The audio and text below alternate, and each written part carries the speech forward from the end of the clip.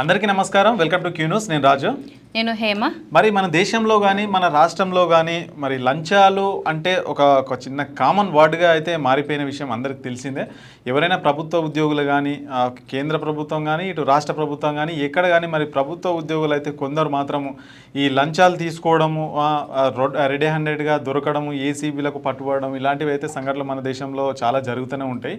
So దానికి సంబంధించింది అసలు లంచాలు వీళ్ళు ప్రభుత్వ ఉద్యోగులు అయి ఉండి వాళ్ళకు ఎన్నో బెనిఫిట్స్ వస్తాయి, మరి శాలరీస్ వస్తాయి, వాళ్ళకు వాళ్ళు టైమింగ్స్ ఉంటాయి, లీవ్స్ ఉంటాయి, ఎన్నో ఉన్నప్పటికీ కూడా మరి ఇలాంటి లంచాలు ఎందుకు తీసుకుంటారో అని అర్థం కాని విషయం. మరి లంచాలు తీసుకున్నప్పటికీ కూడా ప్రభుత్వాలు మరి వారి చూసి చూడనట్టుగా అక్కడక్కడ కనిపిస్తూ ఉంటుంది మనకి. ఏదో నామకే వాసే వాళ్ళని పట్టుకోవడం, వాళ్ళని సస్పెండ్ చేయడం, లేదంటే చిన్న చిన్న కేసులు పెట్టడం, మళ్ళీ తర్వాత యథావిధిగా వాళ్ళని వదిలేయడం, మళ్ళీ ఇంతకుముందుకు ఎట్లయితే లంచాలు తీసుకున్నారో అదే విధంగా ప్రవర్తించడం మనమైతే రెగ్యులర్గా చూస్తూనే ఉంటాం.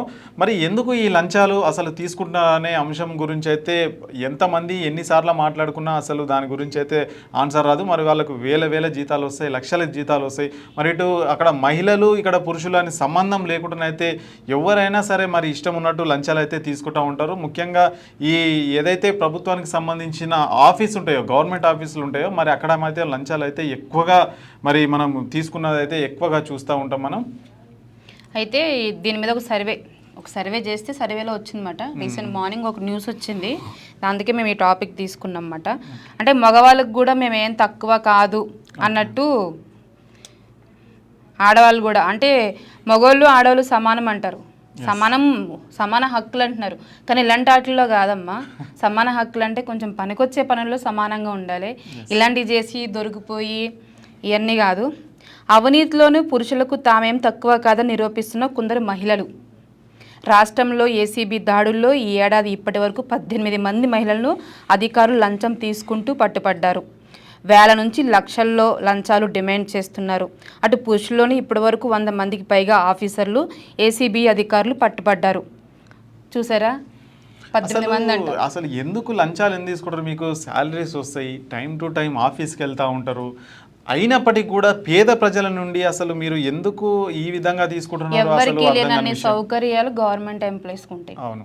సో వాళ్ళకి ప్రతి ఒక్క సౌకర్యం ఉంటాయి గవర్నమెంట్ నుంచి, హాలిడేస్ ఉంటాయి, వచ్చేటి వస్తూ ఉంటాయి, అన్ని మంచిగా ఉంటాయి. మీకు అసలు లంచం తీసుకోవాల్సిన అవసరమే ఉండదు. మీరు లంచం తీసుకునేది ఎవరి దగ్గర? పెద్ద వాళ్ళ దగ్గర కాదు, పేద ప్రజల దగ్గర.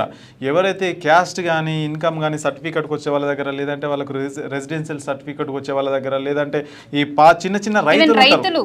చిన్న రైతులు ఉంటారు, వాళ్ళకు చనిపోయినప్పుడు ఒకరి నుంచి ఒక పేరు మార్చుకోవడానికి, సో వాళ్ళ దగ్గర మీరు లంచాలు తీసుకుంటున్నారు. అంటే మీరు కూడా అదే ఫ్యామిలీ నుంచి వచ్చిన విషయం ఆల్రెడీ మీరు మర్చిపోయినారు. అంటే మీరు ప్రభుత్వం, మీ తల్లిదండ్రులు ఏ విధంగా కష్టపడి మిమ్మల్ని అయితే ఆ విధంగా చదివి ఆ పొజిషన్కి తీసుకొస్తే మళ్ళీ మీరు అదే పేద ప్రజల దగ్గర నుంచి మీరు లంచాలు తీసుకొని వాళ్ళని అయితే చాలా ఇబ్బందులకు గురి చేస్తున్నారు అయితే మీరు చెప్పొచ్చు. ఇంకోటి ఏంటంటే చాలామంది రైతులు ఉంటారు, ఒక ఎంఆర్ఓ ఆఫీస్ కానీ రిజిస్టర్ ఆఫీస్ కానీ వచ్చి పొద్దున్నుంచి సాయంత్రం దాకా ఉంటారు.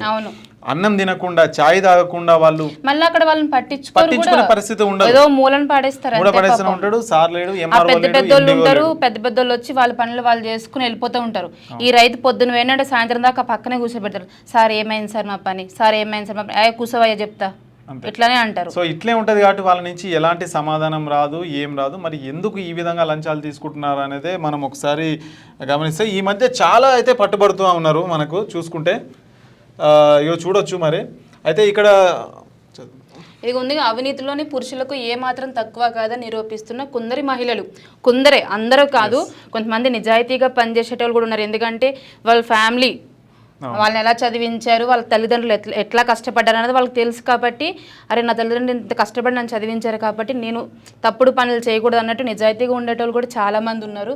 కొంతమంది మహిళలు ఏంటంటే బిల్డింగ్లు కట్టాలి, బంగారాలు కొనుక్కోవాలి, లేదా నా పిల్లలు ఇంకా బాగా చదువుకోవాలి, నా పిల్లలు యూఎస్లోని ఆస్ట్రేలియాలో చదువుకోవాలనేసి ఆశపడి ఇట్లా లంచాలు తీసుకుని అనవసరంగా మీ పరువు మీరే తీసుకుంటున్నారు, దొరికిపోతారు.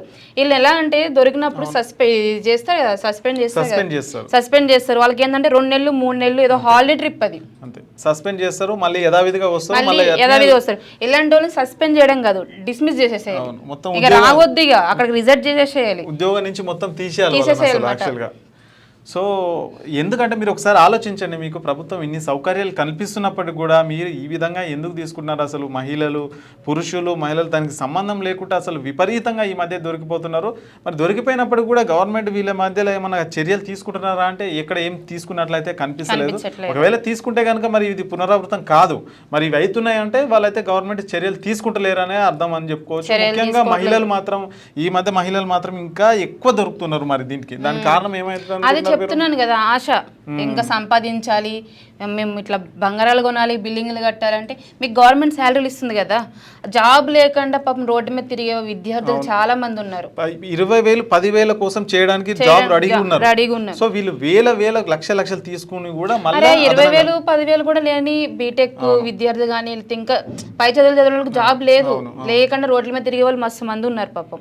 సో అయినప్పటికి కూడా మీకు ఇన్ని లక్షల శాలరీస్ ఇస్తున్నప్పటికి కూడా మీరైతే శాలరీస్ ఉంటాయి, హాలిడేస్ ఉంటాయి, మీకు అన్ని బెనిఫిట్స్ ఉంటాయి, అన్ని ఆరోగ్య భద్రత, ఉద్యోగ భద్రత ఇవన్నీ ఉంటాయి. ఇవన్నీ ఉన్నప్పటికీ కూడా మీరు ఎందుకైతే ఈ విధంగా ప్రవేశిస్తున్న అర్థం కాదు. ఒక్కసారి అర్థం చేసుకోండి, మీరు ఎవరైతే లంచాలు తీసుకుంటున్నారో వాళ్ళు కూడా ఒకప్పుడు మీలాంటి వాళ్ళే అనమాట. మీ తల్లిదండ్రులు ఏ విధంగా మిమ్మల్ని చదివించి ఈ స్థాయికి తీసుకొచ్చారో వాళ్ళు అదే పేద ప్రజల నుంచి మీరు అడుగుతున్నారు. జనరల్గా తెలుసు, పేద మధ్యతరగతి వాళ్ళ దగ్గరనే డబ్బులు అడుగుతారు. ఎందుకంటే డబ్బున్న వాళ్ళ దగ్గర అడగరు, ఎందుకంటే వాళ్ళకు రూల్స్ తెలుసు కాబట్టి వాళ్ళు ఏ విధంగా రూల్స్ మాట్లాడతారు. సో వీళ్ళకు రూల్స్ తెలిసినప్పటికీ కూడా వీళ్ళ మాట వినరు. బరాబర పెద్ద వాళ్ళు వస్తారు, రూల్స్ అండ్ రెగ్యులేషన్స్ మాట్లాడి వాళ్ళ పనులు వాళ్ళు చేపించుకుంటారు.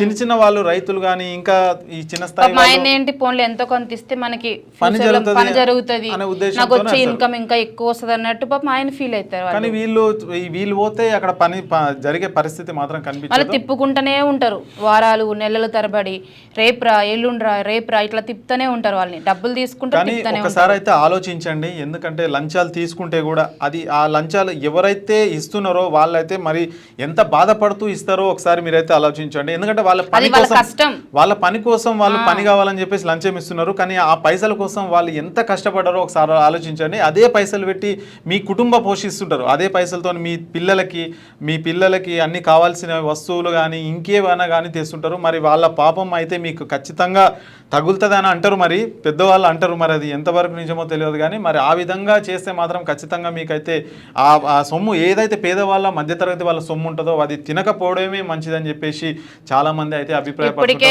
ఆడవాళ్ళు అన్నిట్లో ముంగటున్నారు, ఇట్లా పెళ్లిళ్ళు చేసుకుని చంపేస్తున్నారు అది అనేసి మస్తు రూమర్లు వస్తూనే ఉంటున్నాయి, ఎక్కడికక్కడ మనం చూస్తూనే ఉంటున్నాం.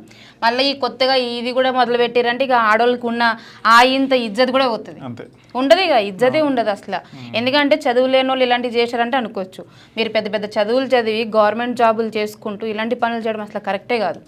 సో మొత్తానికైతే ఇదనమాట. ఇంకా మీరు మనకి ఇక్కడ టోల్ ఫ్రీ నెంబర్ ఇచ్చారు, ఎవరైనా లంచం తీసుకున్నట్టు కానీ ఎవరైనా అడిగితే మాత్రం మీరైతే 9440446106 ఈ నెంబర్ చేస్తే ఏసీబీ వస్తుంది, యాంటీ కరప్షన్ బ్యూరో వాళ్ళతో వస్తారు. మీరు ఏ పని మీద వెళ్ళినప్పుడు ఏ గవర్నమెంట్ అధికారి అయినా సరే లంచం మిమ్మల్ని అడిగితే కనుక ఈ నెంబర్ కి కాల్ చేస్తే ఇది టోల్ ఫ్రీ నెంబర్, చర్యలు తీసుకుంటారు. టోల్ ఫ్రీ నెంబరే, తగిన చర్యలు తీసుకుంటారు. ఈ విధంగా ఇంతమంది మనకు ప్రెసెంట్ ఉన్న అప్డేట్ ప్రకారం అయితే ఇంతమంది ఉన్నారు. ఇంకా దొరకని వాళ్ళు చాలా మంది దొరకని వాళ్ళు అయితే చాలా మంది ఉంటుంటారు.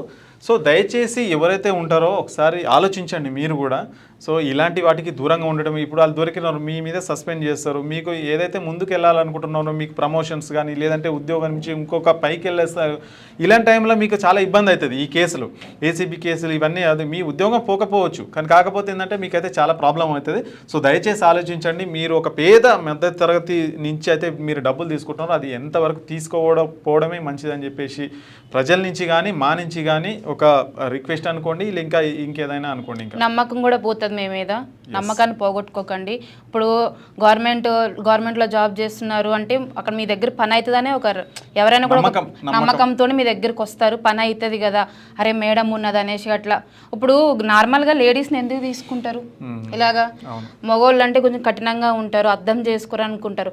ఆడవాళ్ళు అనుకో కొంచెం పేషెన్స్ ఉంటాయి, పేషెన్స్ తోటి వాళ్ళు చెప్పే బాధలు వింటారు. కానీ కొందరు అయితే వాళ్ళే ఎక్కువ కఠినంగా వ్యవహరిస్తారు, పేషెన్స్ తో బాధలు వింటారు ప్రజలవి, వాళ్ళ సమస్యలు తీరుస్తారని మిమ్మల్ని ఇట్లా గవర్నమెంట్ ఎంప్లాయీస్ కింద మిమ్మల్ని తీసుకుంటారు.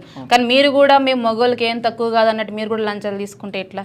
సో మీకైతే గవర్నమెంట్ శాలరీస్ ఇస్తుంది, మీకు కావాల్సిన సౌకర్యాలు కల్పిస్తుంది. దయచేసి ఈ లంచాల జోలికి పోకండి, పేద ప్రజలను, మధ్యతరగతి ప్రజల్ని ఇబ్బంది పెట్టకండి అని. 6వ తరగతి నుండి 10వ తరగతి విద్యార్థులకు గొప్ప అవకాశం. ఏపీ, తెలంగాణ మరియు సిబిఎస్ఈ విద్యార్థులకు ఎలాంటి అడ్మిషన్ ఫీజు లేకుండా సంవత్సరానికి కేవలం 1000 రూపాయలకే ఐఐటీ స్టాండర్డ్స్ తో ఆన్లైన్ ట్యూషన్స్ చెప్పబడును. 15 ఏళ్ల సుదీర్ఘ అనుభవం గల ఫ్యాకల్టీతో క్లాసులు నిర్వహించబడును. ఇప్పుడే ప్లే స్టోర్ నుండి ధర్మవాహిని యాప్ ని డౌన్లోడ్ చేసుకోండి. వివరాలకు సంప్రదించండి 7893051526.